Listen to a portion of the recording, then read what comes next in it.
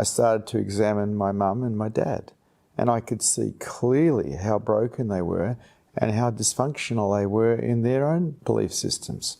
And I could see that if I didn't change me, I was going to be like them when I got older. And that whole idea was abhorrent to me.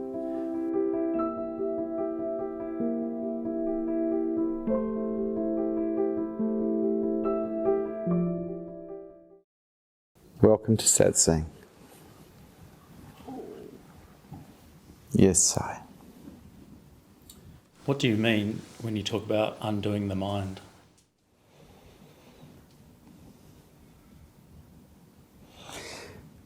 Well, we got born, we got programmed by our parents, then we got programmed at school. We got programmed by the opinions of our peers. And unfortunately, a lot of the programming is detrimental. It doesn't lead us to freedom or love. And so a lot of the programming has to be looked at and undone. Because if it's not, it simply doesn't work. None of us were programmed well. We were all programmed badly. We were never programmed for freedom. We were never programmed for love. We were programmed to be efficient little machines. We were taught competition, so at some stage in the future, if needed, we could be used in the military. Nothing really nice about the way we were programmed. And so people who have got free have undone the programming. They've reverse engineered themselves. And so sometimes satsang is considered a destructive thing to be involved in, because it destroys everything that's in the way of you finding yourself as heart, of you finding yourself as truth.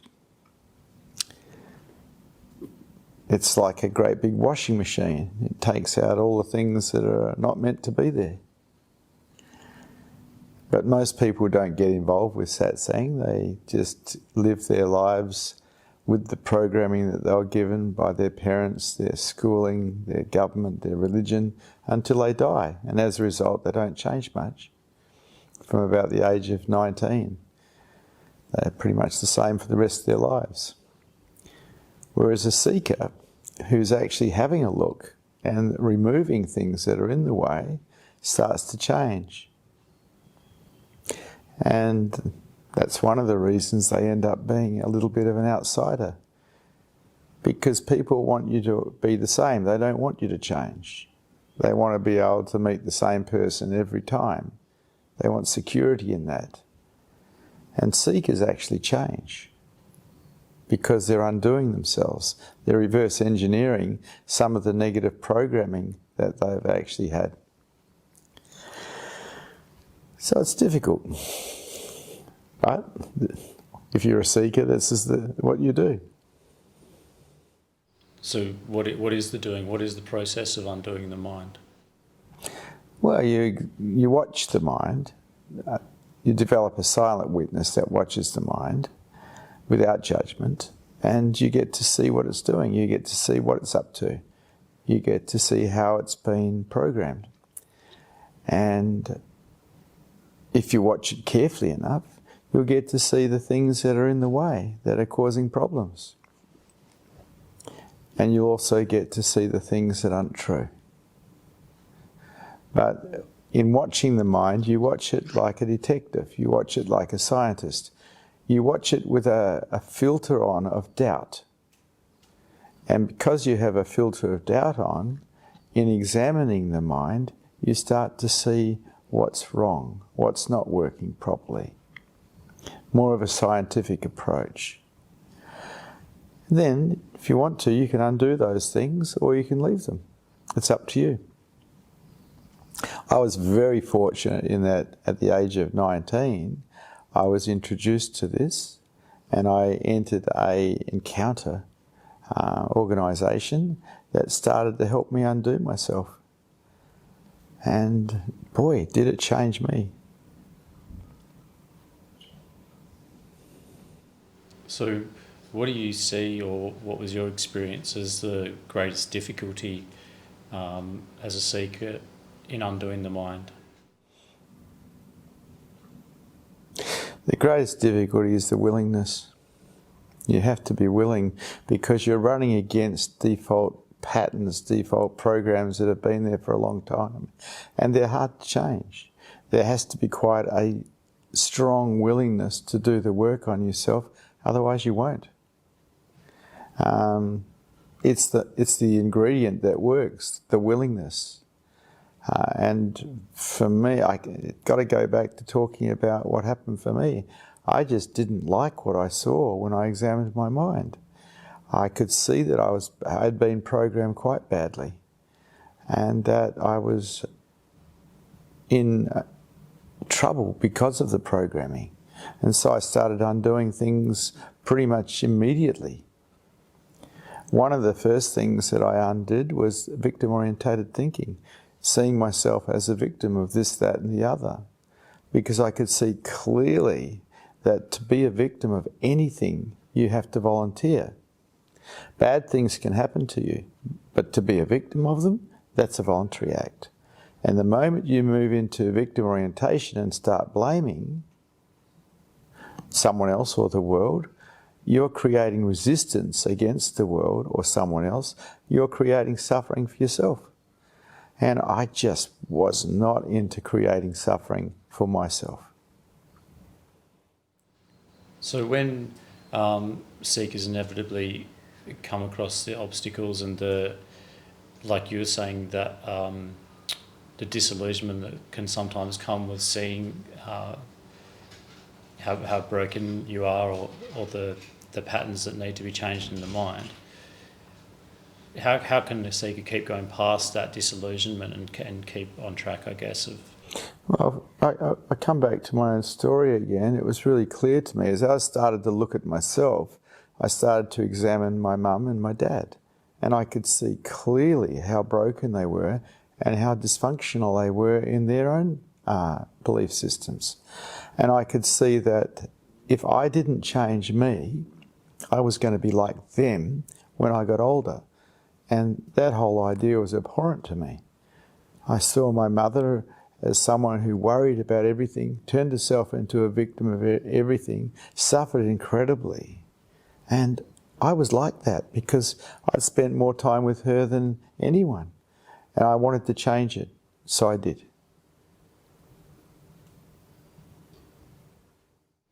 If the mind's flawed as it is, how can it be trusted to undo itself? I had good teachers. I had people who knew what they were doing and they showed me the way. To think that you know how to do it without teachers is just arrogance. It'll probably end up in failure. I had very good teachers. All the way up to when I was 45, I had really good teachers. I travelled the world looking for them. And I loved them because they were helping me get free. In private satsang last night, you were speaking about having to undo core belief systems, but also the necessity to undo smaller or supporting belief systems attached to those core belief systems in order to truly undo your mind. And I was wondering why very rarely do we hear other spiritual teachers or even enlightened teachers speaking about that, those nuts and bolts, I guess, and that granular detail. Some teachers do talk about it, a lot don't. I don't talk to other teachers, so I don't really know what they're up to. I have no attraction whatsoever to enlightened people. It's like emptiness meeting emptiness, nothing to say. I'm here for the people who want to get free. What other teachers do or don't do is their business, not mine.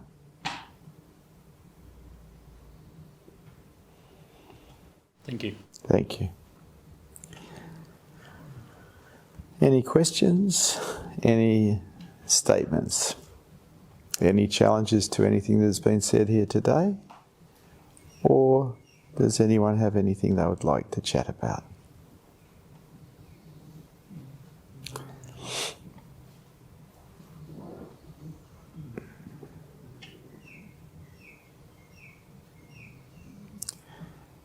Hello, Siva.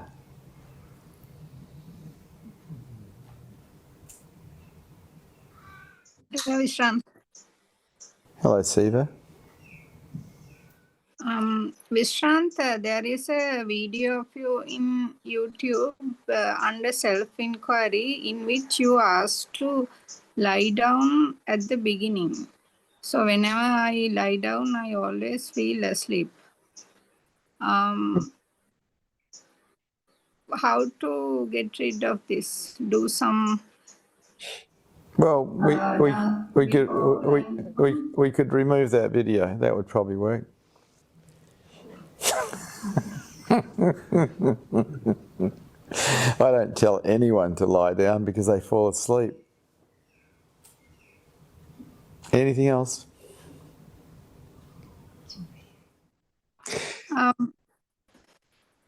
Vishrant, where is the mind in relation to the physical body? What, you want to know where your mind is? Yeah. You have a look and see for yourself. You see, this whole process is an investigation by you. If all you do is ask me questions that give you knowledge, I'm not helping you really, because borrowed knowledge is worthless. It is only your own investigation and your own knowing that has value.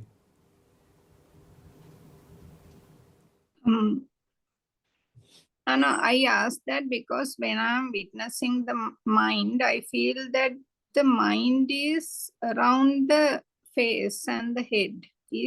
I don't know whether that is correct. In what way or any way will it help you to discover the answer to your question?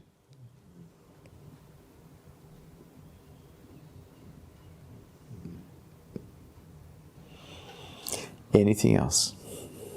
That's all, Vishnu. Thank you. Valley, good to see you.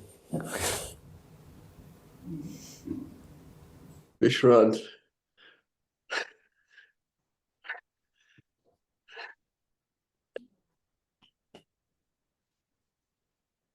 I don't know what it is, but something touched this heart. Ah, beautiful. Thank you. You are very welcome, Valley.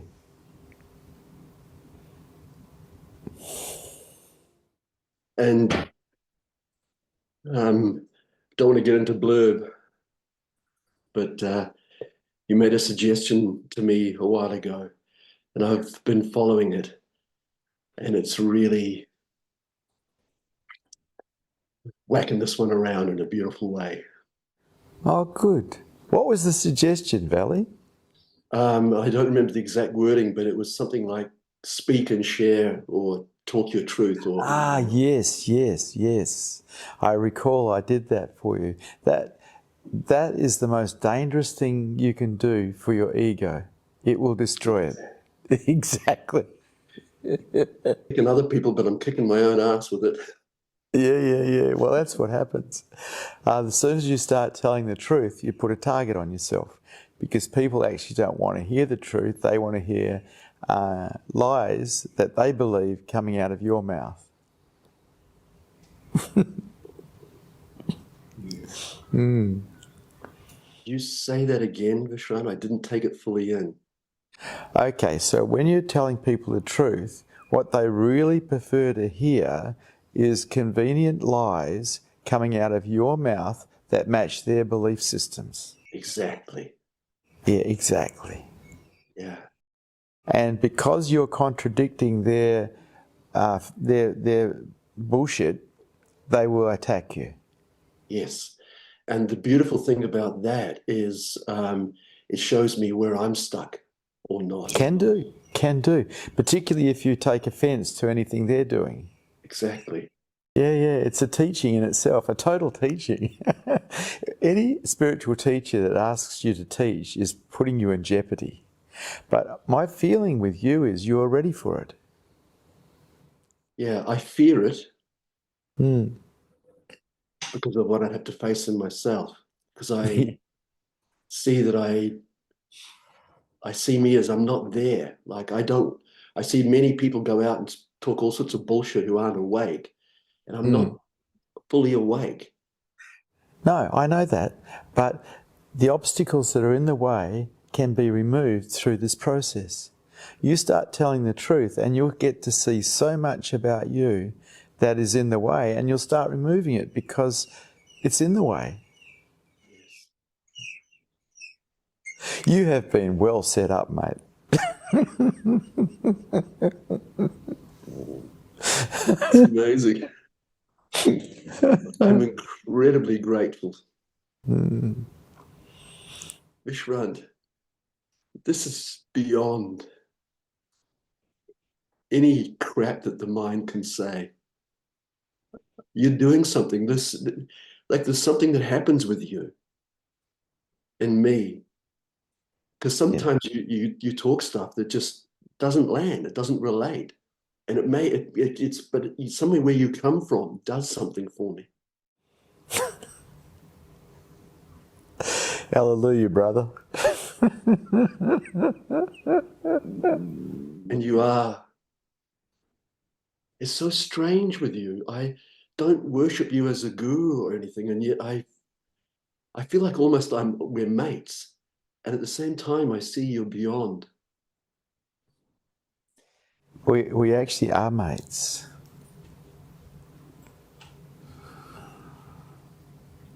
Thank you, beloved. Thank you, beloved. I love you. I love you too, Valley. Beautiful to talk to you. Thank you. Keep on telling the truth, mate. Sometimes when I speak, I find out it isn't the truth. That doesn't matter. It's just an exercise in clearing everything out of the way so the light can shine through you without being blocked. I'm going to live that. It's destructive. But only to the false, not to the real. Yes. I'm going to live that every breath from now on. Oh, gumdrops.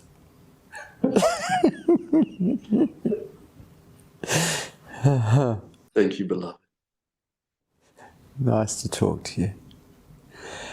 And we're going to talk to Jaya now, the victory guy who has been ignoring me for too long. Hey, Jaya. Never ignored, never ignored. Oh, I haven't seen you for so long, and I enjoy you. You're one of my favourite all-time Jews. You're always in my heart. Tirtha's here, by the way. Yeah, I know. Seen it. Yeah. Happy to see it. Yeah, I've been having fun with him. I bet. Yeah.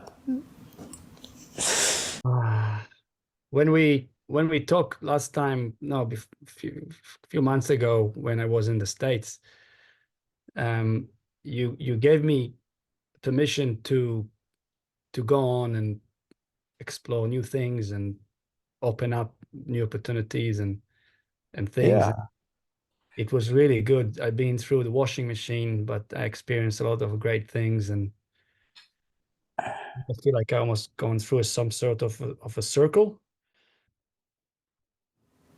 You know, I couldn't give you permission. You just needed to hear that you had permission. I can't give you permission. You can do whatever you damn well want, you know? But you just needed to hear you had permission. Yes. And then you took off. Yes. Took off big time. Yeah. Good for you.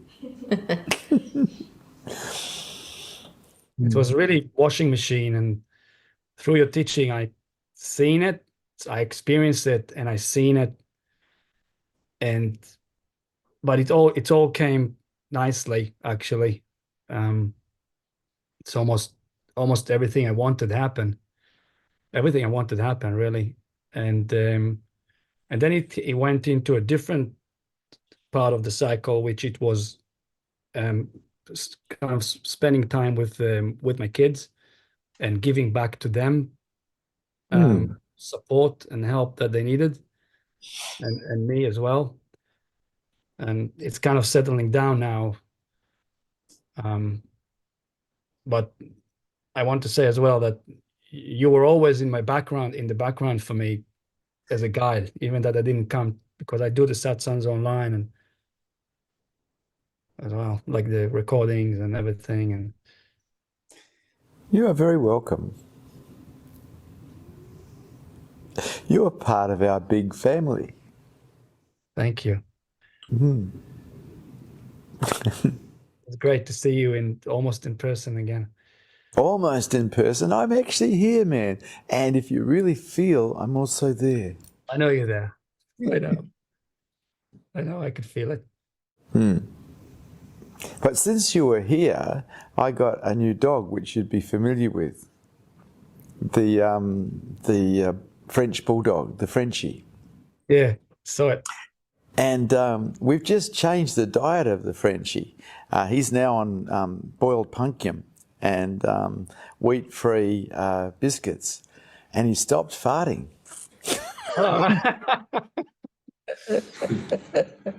Which, you know, might not seem big to people, but it is big. Yeah, they're terrible when they fart.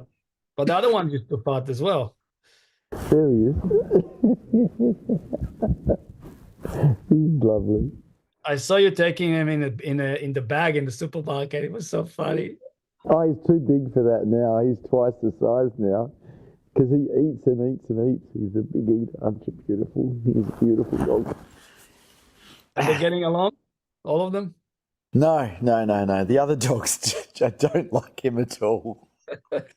Because he's a puppy and he just wants to play, and they're a bit older and they just want to sleep, you know. So it's caused some problems, but what the heck.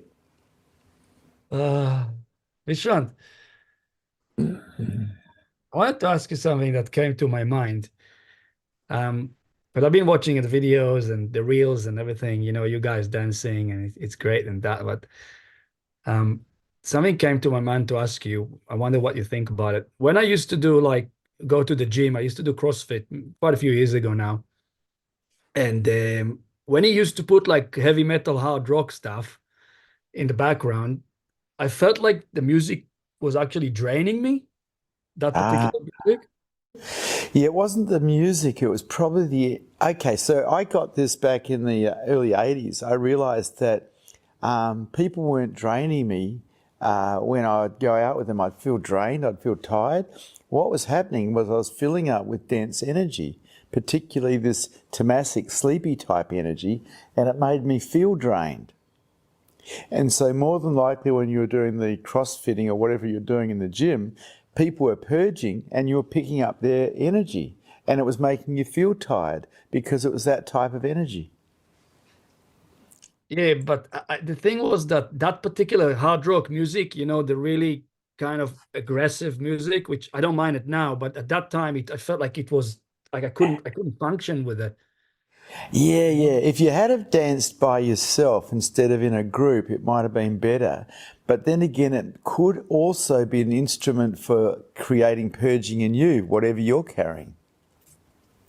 I got into heavy metal when I was a teenager because it was wonderful for me to let my anger out through dance. Right. But if I'm letting my anger out through dance, where is that energy going? Right. Yeah, maybe it releases something in me while I listen to it in that particular time. Yeah, that's what I'm suggesting. I've used dancing my whole life as a way of clearing. It's great. Anything else? No, thank you. Lovely to see you. There's some really good German stuff that's good to dance to. Rammstein, it's called. You don't need to understand the language. The music does it all. I can only imagine. Nice to talk to you. Good to see you, Jaya. Thank you. Thank you so much. Hello, Mahan. Hello, Vishrant. Hello. There's some questions from YouTube viewers. I can see that crow outside. I saw it fly past, the one that just made a noise in your microphone. Yep, I think it's got some questions too. Well, they're supposed to be messenger birds. They're supposed to have something to say. You know, like a message, like don't sleep in the bush or something like that. I can't speak Crow. It's North American Indian. Anything else? Mukunda asks, how to become free and autonomous if parents forced psychological and emotional dependency?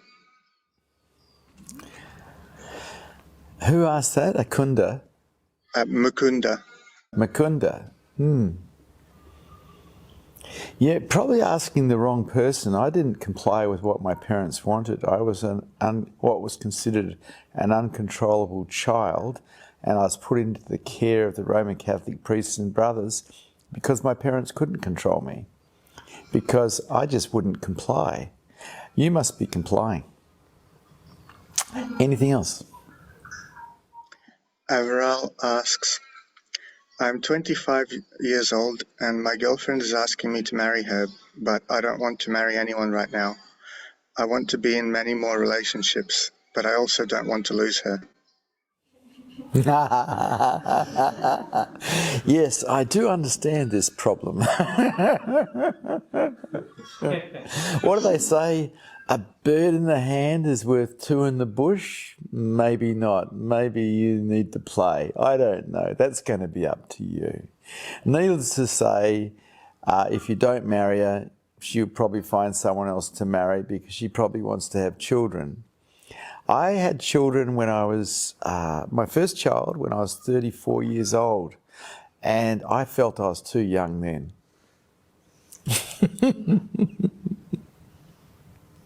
Up to you, mate. I can't advise you on this. This is your journey. Have fun. That's my best advice. Have fun.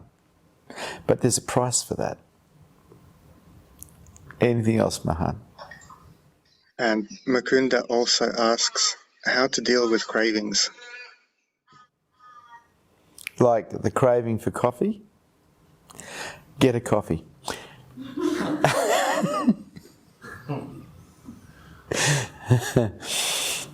Cravings. Well, cravings are like addictions, aren't they, really?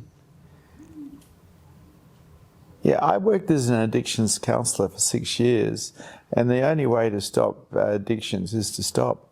There is no other way. You can't intellectually understand an addiction and that will help you give it up. That doesn't work. You've just got to stop. If you're smoking cigarettes and you know that they're going to cause you cancer, but you continue to smoke, you just got to stop. It's called willpower. Give yourself no choice. Anything else? That's all. Thank you.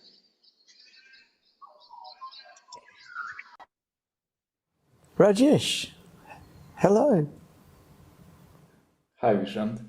Hello, Rajesh. It's been 2 days since I talked to you, and it feels like ages in a way. It's lifetime. Does being an open book to others, does it play any role in raising consciousness levels and finding heart? Well, my whole life is an open book. I don't have a private life. I have people around me all the time. My whole life is dedicated to helping other people get free. I don't have anything else to do here. That's it. And I live a life that is the life of a man. And so I teach young men and older men who don't know how to be men how to be men, how to be responsible in this life. Because we teach by example, not by what we say. What we say is cheap, it's just words. How do you actually live? And so I allow a lot of people in my life so they can learn. Anything else, Rajesh? Including you, buddy. I think you weren't this way before enlightenment, that you were more, I think you mentioned secretive. I was, but not so much. When I was a businessman, I was secretive. But that's going back into the 80s. After that, I became more open because I was working to help people as a naturopath and psychotherapist. But I was quite secretive in business when I was a businessman, yeah. And that was a hangover from the days in boarding school where I was very secretive because I was always into no good. And if you weren't secretive, you got caught and you got belted, you know. By necessity, I mean, secretive by necessity. It was survival, yeah.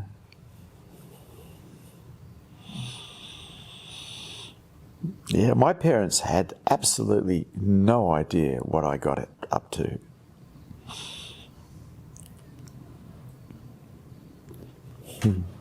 They might not have approved. Hello, Lucia.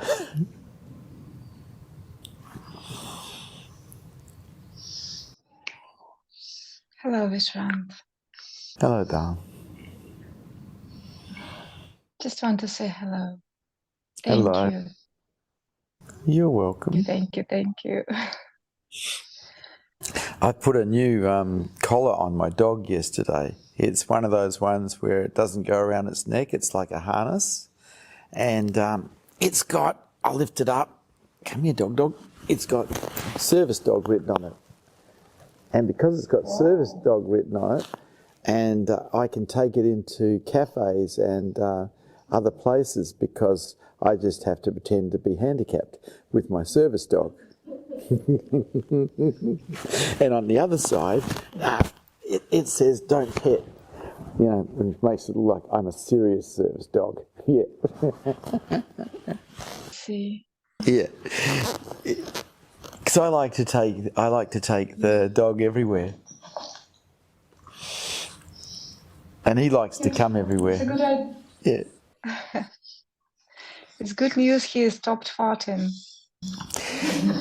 Well, I don't know if he's completely stopped farting, but he has been really good for the last 2 days, ever since I changed his diet to pumpkin and wheat-free biscuits. Yeah, so I'm very happy about that because he really stinks.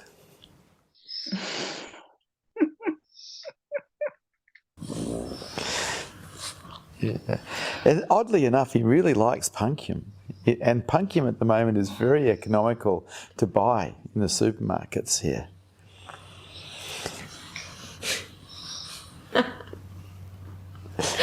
It's so funny. Well, I've got Isha sitting right next to me and she thought that was funny. It's just the way you say it. I got Isha sitting here and I've got a room full of people in front of me, and then I got you and a whole pile of people online, and they're all staring at me for some reason. It's like...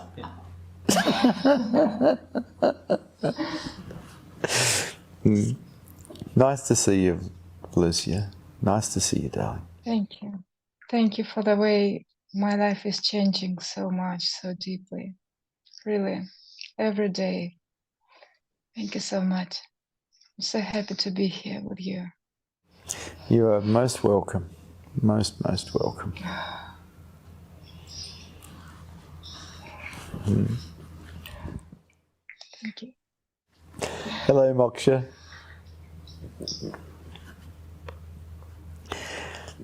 What a great name, Moksha, isn't it? Isn't it great? Yeah, enlightenment. And you're at the office again, are you? Because that looks like a soundproof booth that you're in. Right. Yeah. Yeah, it is for like public one, and they have like 2 offices for private meetings as well. Ah, well, there you go. So I'm in the public one right now with you. Right. And there are people going. Uh-huh. Yeah, well, it's a bit public here too. I've got people everywhere. But it's a nighttime here in Miami, so it's less people. Yeah, it's beautiful, crisp morning here. It's about 11 or 12 degrees Celsius, which you guys deal in Fahrenheit, so I don't know what that is in Fahrenheit, but it's cold. Yeah. So I'm wearing black corduroy pants, black corduroy shirt, black corduroy jacket. Oh, right. That's what Sahaja told me about the weather, that in Australia, this time is more colder, and Yeah. in summer, so it's other way. Yeah, Yeah, reversed, because we're in the south. reverse. Yeah. Yeah. But it's nice here. The skies are clear. It's a good time of the year, this change time. Makes me feel like getting out on the road and roaring along in the Mustang. You know, in the Mustang, I've got a button that I can push, and when I push the button, it makes a horse sound, whinny sound, you know, really loud. And so I go past workers working on the road, and I push the button, and the horse sound goes, and they love it.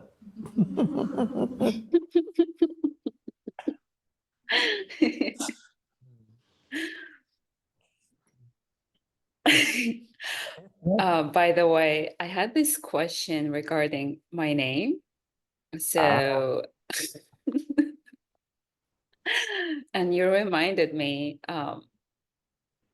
So once I get this name, right? That's Well, sometimes I call you Monica, but it's really Moksha. Right. Moksha is a beautiful name because it's the end. It's like enlightenment, Moksha. It's nice. It's a nice name. I got given the name Vishrant. You know, it just means relax. Does it affect you once you got that name, like right away, or it took some time to feel that?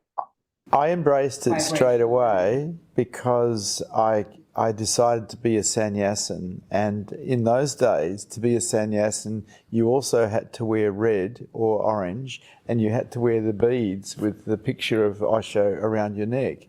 And so it really made you stand out and be different than everybody else around you. So it was different for me. So I took on the name because it matched the clothes and the beads I was wearing as well, which was really unusual for a three-piece suit businessman, which is what I was at the time. And it was bizarre because it did change my whole life. It's like I left 𝐬𝐞𝐿 behind and I became Prem Vishrant.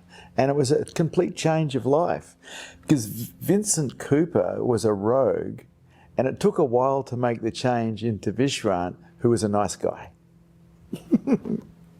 Because as a businessman, I was a destroyer.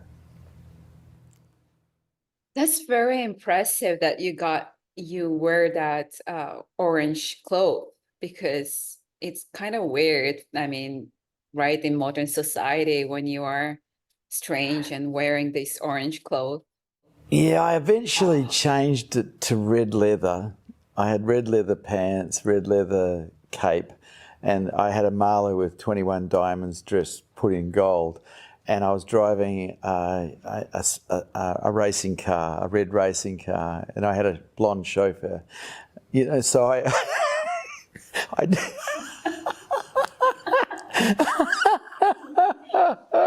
Totally different identity. Yeah. That was and I was hanging out with hippies, you know, but I wasn't a hippie. I just didn't fit into being a hippie. But why Osho was doing that? You wearing this, orange color cloth. Yeah. Well, he saw it, orange is the sunrise, it's a new day, it's the beginning of something, a fresh beginning, And so the orange clothes were a reminder that we were just beginning again, a beginning. Instead of having a past and a future, we had a now, we had a beginning. And that was nice. It was great. It was a real rebellion on my part against a society in a way, because I already had 14 offices, and all of those offices were filled with pictures of my master. Whether the salesman liked it or not, they could get stuffed. So, Wow. It was going to be my way. My way or the highway. It sounds like a little bit of being like a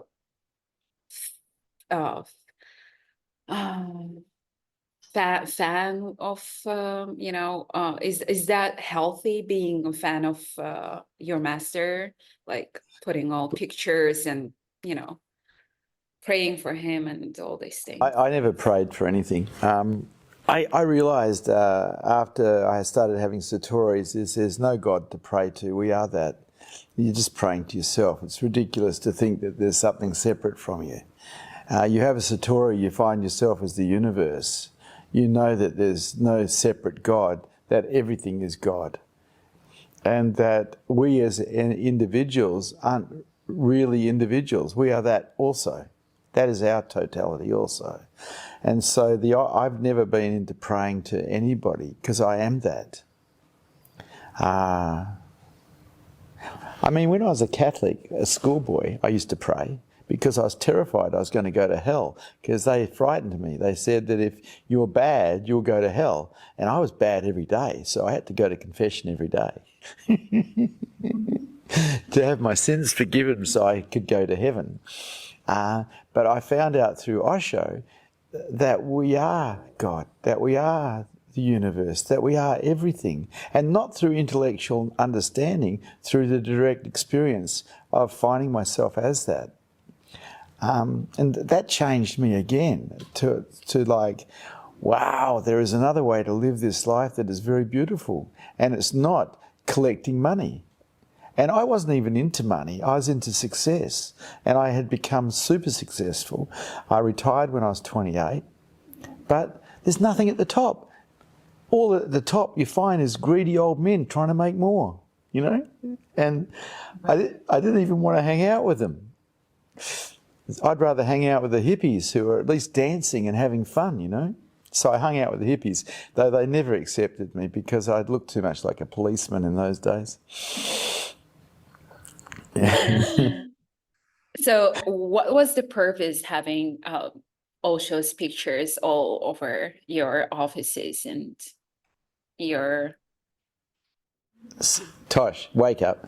Can you get me that picture, please? Sorry, we've got the manager of the Buddhist Society falling asleep in front of me. And what's the purpose? It's a reminder to me what I'm into. It's a reminder to me what I'm into, because I kept forgetting. I kept forgetting what I was into, because I'd been programmed to be a winner in the material world. That's what I'd been programmed to be.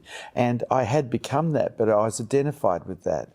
And I had to drop that. I had to get away from that identity, because that identity had been trained as a war machine, a business machine. And I had to find a way to let that go, because it was in the way of my heart.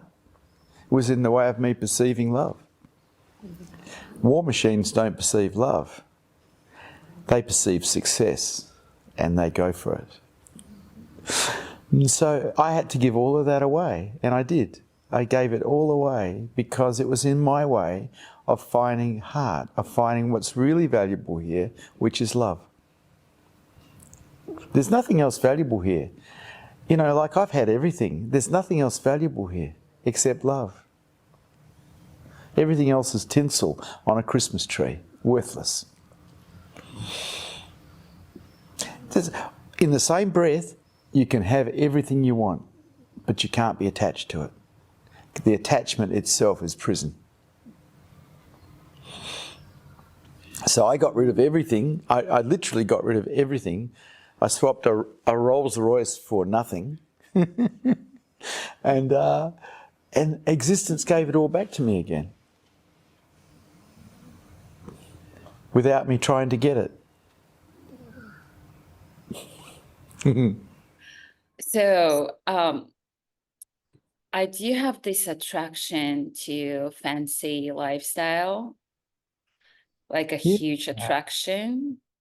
Yeah. Why wouldn't you? Why wouldn't you? Your ego would love that. And there's nothing necessarily wrong with it, though. Can you be attracted without being attached? I think I can. So my question is, like, I have attraction to enlightenment as well, the same way. That's dangerous, because enlightenment is freedom. Right. So, but I have the way to get to that financial freedom through my passion, right? Yeah. But then I sometimes think like, oh, do you want to pursue enlightenment, or do you want to pursue your financial freedom, or all your You know, the thing with the pursuit of financial freedom is once you get it, you don't stop. People think, oh, I'll get this wealthy, or this, I'll get this, that, and the other, and I'll stop. People don't stop, because ambition, and we admire ambition in the West, it is massive discontentment. We're admiring people who are unhappy. It took me a long time to see it, but ambition just means that you're unhappy because you want more, you know? And we think that being ambitious is good. Well, is being unhappy good? Enlightenment is profound contentment from the mind's perspective for no reason. Profound contentment. No more ambition. You can actually rest in profound contentment. You cannot rest in ambition. And if you've been ambitious, the chances are, once you get what you want, you will remain ambitious and you'll continue looking. That's why the rich don't stop, they keep going. And that would have been my problem, because I retired when I was 28. I didn't have to work anymore, but I was ambitious. I was actually headed to America to start publishing companies there.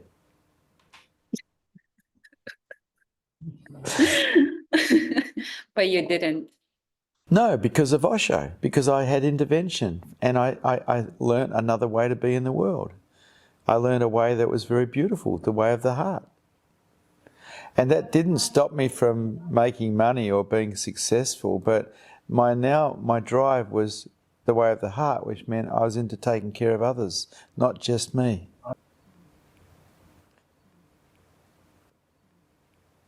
So you would choose, if you were me, enlightenment right away. I don't think you need to drop anything. You just need to have enlightenment as a goal, or the way of the heart as a goal. Because whatever you put as a goal, you'll put the effort into making it happen. And that's all I did, is I just made the way of the heart, because I started to experience heart, I made that a goal. And I applied the same rules of success to the way of the heart. I eventually put my totality into it. And it happened. I found heart, and I found a way to live this life very beautifully, which is what I'm trying to teach. I know how to be successful in the material world, but I don't really have an interest in it. I have an interest in helping you find your heart so you can love everybody. That's my interest now. Whereas once upon a time it was how to be bigger, better and more powerful than everybody I knew. Which is, in a lot of ways, what business is about. Bigger, better and more powerful. Personal growth. You've tripped into something a little different. You've tripped into higher consciousness. You've tripped into the way of the heart. And in a lot of ways, that's unusual. Though most of the top flight business people I ever met had higher consciousness. They didn't have much heart, but they had higher consciousness. And that's why they were successful, because they were switched on. Can you use that switched onness to find heart? The answer is yes. Now I use the switched onness to try to help other people find heart. But it's the same switched onness that I use to be successful in business. I'm as tricky as all hell.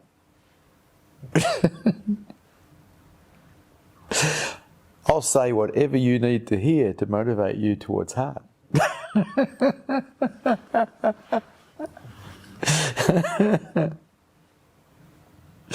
Anything else? Yeah, well, that's it for today. Yeah, that's okay. You've been called. Now it's up to you whether you come or not. You know, you've been called. I was called and I decided to come because it was an adventure. And it was an adventure that eventually killed that part of me that was just a hungry, ambitious person. Yeah. Yes, I have been called and I feel that really, really strong inside of me. And I notice my mind, how it's playing, especially like lately. And it's so, I see the difference when how living in the mind and how to live in the present moment and through heart. And I've been observing my mind like this for 4 years, and now I clearly see everything. And it's something, and I kind of getting to understand and feel like what you say, to get out of the mind and experience the life. I think I have long way. I mean, not long. I mean, I have still the way to go there, but I'm getting down. There's only now. It's now or never. Yeah. Forget about later. Now. Now, I learned that in business. It's now. You know, forget later. Now. Let's make it happen now.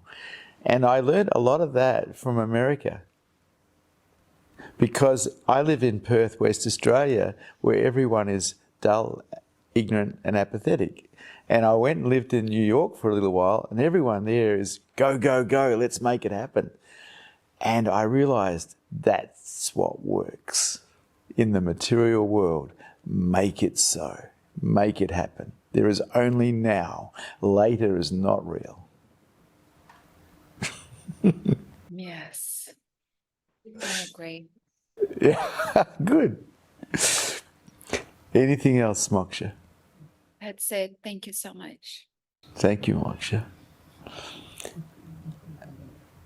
Hello, it's a...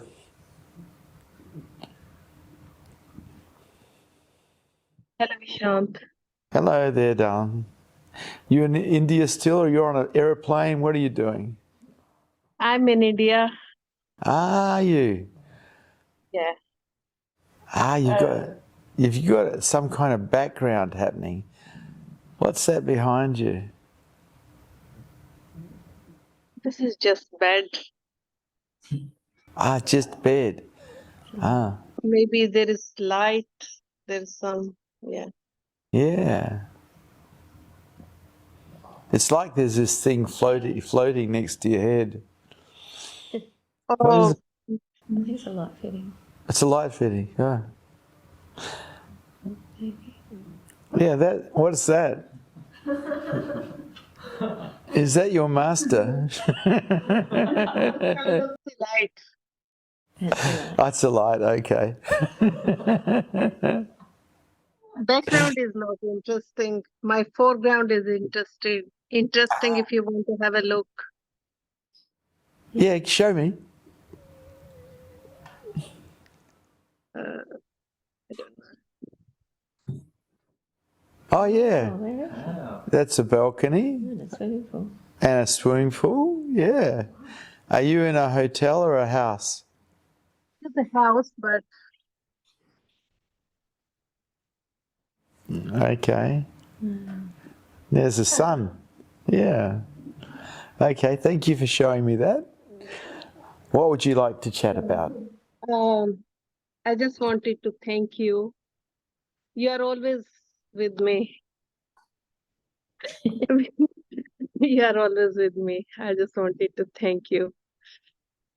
Oh, you're And welcome. whenever we talk about you to friends, especially Roshni, he talks about you, and then people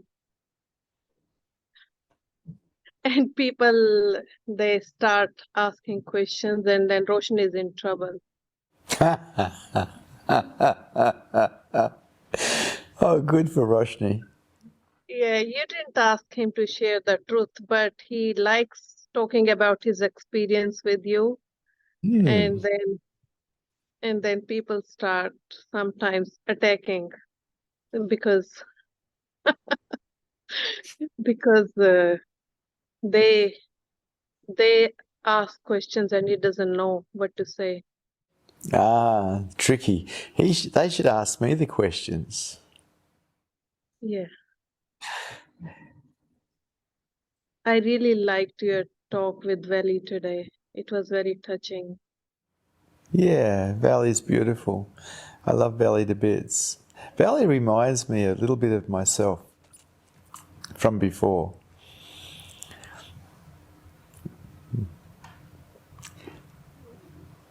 Anything else, Star?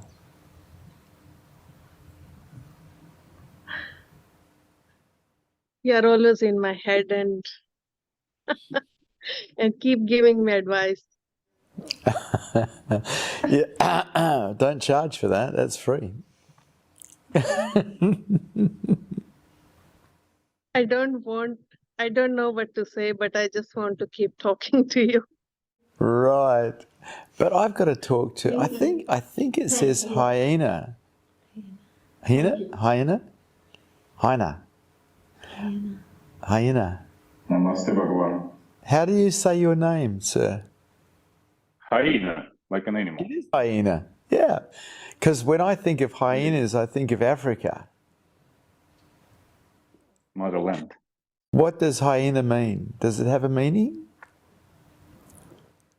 I get this name when I experience spiritual awakening.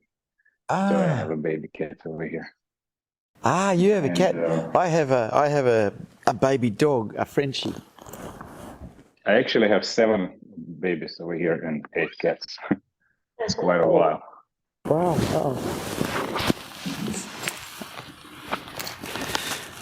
I haven't met you before. Yeah, we met once. Did we? Where did we meet? I was on Satsang online as well. It was a few months ago. Okay. You asked me about my name. You said it's very unusual. Hyena. Yeah. What happens in Satsang for me is the energy gets really high and it blows my mind. Same. Yeah. Same. What would you like to talk about? Right. Nothing. Oh, you're welcome. I'm here. Where are you living? That's all. I'm in New York now. Brooklyn. Ah, whereabouts in Europe? Was that? Whereabouts in Europe? I'm sorry, I could not understand what you mean. Okay. I'll ask the question again. Where are you right now? I'm in New York, USA. New York. Ah, that's a fast-moving city. It is. I have it's not a question, but I've been called out. So I'm not wearing shoes outside outside. I'm walking bare feet, and I'm wrapping myself in sheets instead of normal clothes, since I got this name and in experience awakening. And I've been invited to synagogue, a modern synagogue, and I just came, and we were, like they were performing their stuff, and I participate. And after that, one woman came to me, and she was like in very age, I would say like something after 75, like very age, but she's a teacher for kids with special needs, so autistic kids and stuff here in New York in preschool. And she told me that you have to teach, Haina, you have to teach. And I said, teach what? And she said, the truth, which you know. And I get confused since then. I get very, very confused because I still experiencing feeling the wounds of my own heart, this mind programming and stuff. And today, during Satsang, you already answered that for another person. So I have to just start it, that whatever I feel it's right or it's not right, I have to do it because I wasn't doing anything, just continue, observation, whatever works for me, just continue watching myself. And I feel like I stuck, like I'm not doing nothing, and my life start kind of knocking me down, and like I get in some trouble. And my mat on it, that's why I'm here today, to bring that under your feet, because in your presence, the fears and wounds, I can feel them far away. I can experience myself, I would say, organically natural, like I was a child. And that's a great and strange experience at the same time, because I'm sweating, my heart is beating a lot, but I feel completely safe, and I feel body high. I'm not, not taking any drugs, not drinking alcohol, nothing like that. I keeping pretty simple diet, doing like, I'm trying to be silent before, but it's kind of cost me in a way of my relationship. My partner didn't get okay with that. Even they were very supportive, towards meditation and stuff. And when we met with you on the last satsang, we were separated because, some issues. And after satsang, my fears like went down a lot, and I talked to my partner, and we reunite again. And there's great experience. But when I start going into silence, my partner started having a hard time, So because they were supporting us, and from their permission, I was only meditating, and doing that stuff to raise more awareness about myself. So my question is that okay to be silent and to do not speak? Because I don't want to, gain any ego about it. I don't want to be attached even to silence or to not wearing shoes or stuff like that. What you think about it? A better question for you to ask is, why do I speak?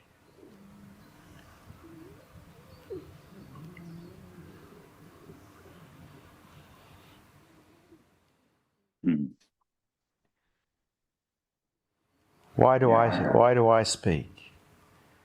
Because you have to. You have all these people around you. I live as silence, in silence, yet I speak, because people can't meet me where I live or exist. So I move to where they live, to where they exist, so I can actually help them come to where I live. And to do that, I have to use language, words. Right. Okay, that was my kind of, you just verbalized what was deep down, and like in my understanding, that when I'm by myself, I can do whatever I want, but when I see someone who needs me in any way, I have to be for them. So like Apostle said in the Bible, like I was everything to everyone to save at least someone. so to speak. Yes, yes, that's I was correct. crying with those who cried. I was laughing with those who laughed, and I was silent with those who were silent.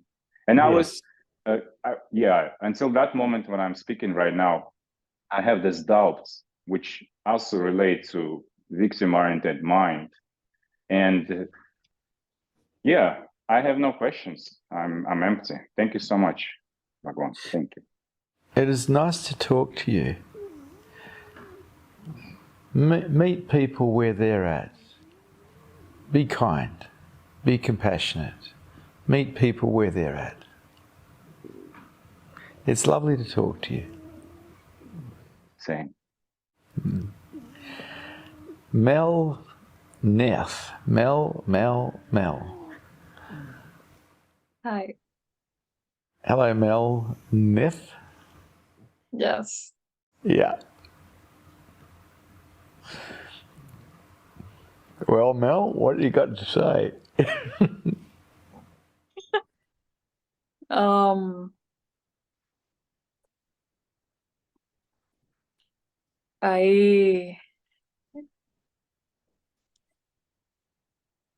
I feel like I've been going backwards. Is that even possible?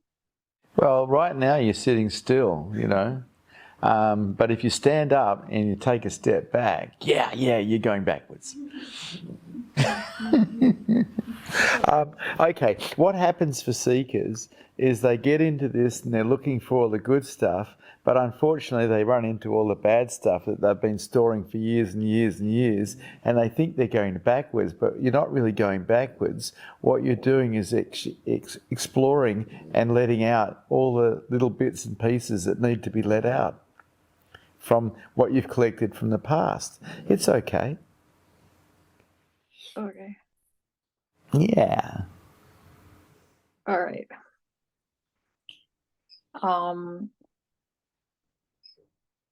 Drink alcohol at all? Oh, that's a question. Drinking like I can't have. It's not such a good idea. Getting drunk, not a good idea. Okay. Yeah. Try not to get drunk.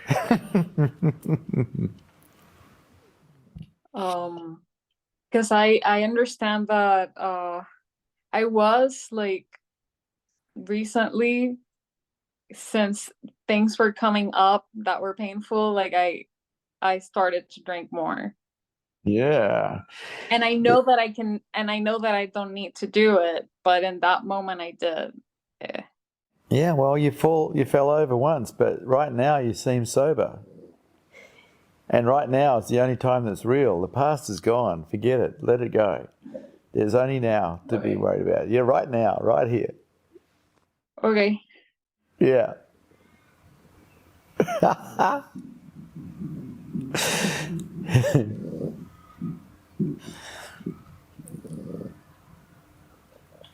Try not to fall over too often. What does fall over mean? Getting drunk. Okay. Yeah. Am I escaping right now when I'm speaking to you? Am I escaping? I'm sure you are. But does it matter? You see, make yourself okay. You're okay as you are. Make yourself okay. And in that okayness, you can relax. Okay. Yeah, okay. I see, this is like, I feel a window right now. Well, there's only now. A window. Yeah, don't jump out the window. Okay. It's nice to talk to you, but I've just realised I've gone over time by 9 minutes and I've got people here who need to go places, so I have to say goodbye. All right. But it's nice to say hello to you. Same here. Yeah, try not to get too drunk. Okay. Thank you for Satsang. Good to see you brave hearts here today.